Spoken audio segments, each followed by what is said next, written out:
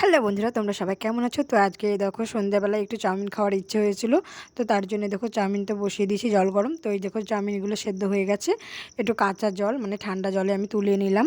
তাহলে তোমার ওই জল থেকে যদি আমি ছেঁকে ছেঁকে তুলি না, তাহলে তোমার জয়েন্ট লেগে যায় না আর একটার সাথে আরেকটা। অনেকজনে তেল দেয়, তেলটা আমি দিই না।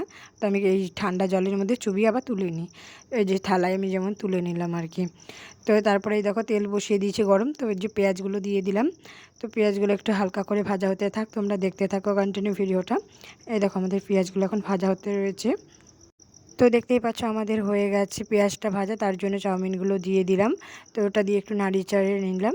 আর কাঁচা পেঁয়াজ আমি রেখেছিলাম, আমি এইভাবেই করি, কাঁচা পেঁয়াজগুলো একটু দিয়ে দিই। এইভাবে তোমরা একদিন করে খেয়ে দেখো, খুব ভালো লাগবে। তো যাই হোক, পেঁয়াজটা দেওয়ার পরে একটু নাড়িয়ে নেব। নাড়িয়ে নেওয়ার পরে কিন্তু চাউমিন মশলা আমরা দিই না, আমরা দিই ম্যাগি মশলা। তোমরা একবার ম্যাগি মশলা দিয়ে করে খেও, খুব ভালো লাগবে। তো যাই হোক, ম্যাগি মশলাটা দিয়ে দিলাম। তারপরে আমাদের একটু লাগবে সস, সেই সসটা দিয়ে দিলাম।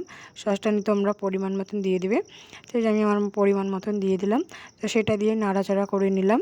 তো দেখো কালারটা কত সুন্দর এসেছে, তাই না বলো বন্ধুরা? তো পরিমাণ মতো লবণটাও দিয়ে দিলাম আমি। তো আসলে আমার বাড়িতে ছোট মেয়ে আছে, তো তার জন্য আমি লঙ্কাটা দিইনি, কিন্তু যে লঙ্কাটা দেখো এখন লাস্টে দিলাম আমি। তোমরা যদি বড়রা খাও তো লঙ্কাটা আগে দিয়ে নেবে। তো এই যে আমাদের ডিম ভুজিয়াগুলোও দিয়ে দিলাম। আমাদের হচ্ছে গিয়ে তোমার চাউমিনটা হওয়ার দিকে। তো মেয়ের জন্য আলাদা করে কিন্তু তুলে রেখেছি, হ্যাঁ, মানে লঙ্কা দেওয়ার আগে আগে, কারণ ও খেতে পারে না ঝাল, আর লঙ্কা ছাড়াটাই ভালো খাই দেখি আমি। তো যাই হোক, আমাদের চাউমিনটা তো হয়ে গেল। তো তোমরা কেমন লাগলো ভিডিওটা আশা করি কমেন্টে জানিও। তো আমার ভাই ওই যে তাড়াহুড়া করছিলো, ওই যে ওকে দিলাম, ওরা মামা ভাগ্নিতে খাচ্ছিলো, তারপরে আমি একটু খেয়ে নিলাম।